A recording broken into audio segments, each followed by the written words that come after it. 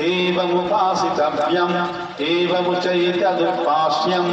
ओम शांति शांति शांति। বাড়ি যাওয়ার আগে এই মন্ত্র সকলকে উচ্চারণ করিয়ে নেওয়া হবে। তার মানেটা কি? মানে হচ্ছে সত্য বলবে, ধর্মাচরণ করবে, অধ্যয়নে উদাসীন হবে না, আচার্যের জন্য যে যেমন শ্রদ্ধা জ্ঞাপন করতে সেটি অবিচ্ছিন্ন রাখবে। দেখি কেমন চল।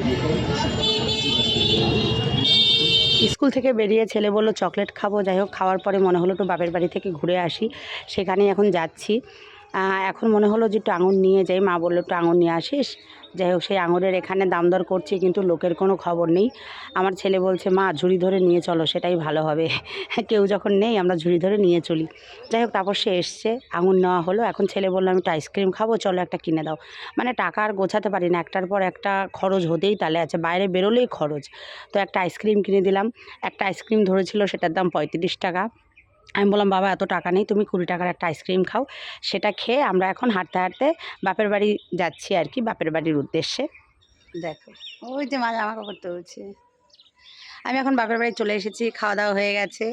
তো এই নাইটিটা আমি ব্যাগে করে নিয়ে এসেছিলাম, এটা আমার নাইটি। দেখো আমাদের সেই পুকুর, ঠিক আছে, এই পুকুরটাই হচ্ছে আমাদের সব থেকে বড় উদাহরণ যে আমি বাপের বাড়িতে আছি। হ্যাঁ, এই যে এখন একটু আড্ডা ফাড্ডা মারবো মা আর মেয়ে মিলে।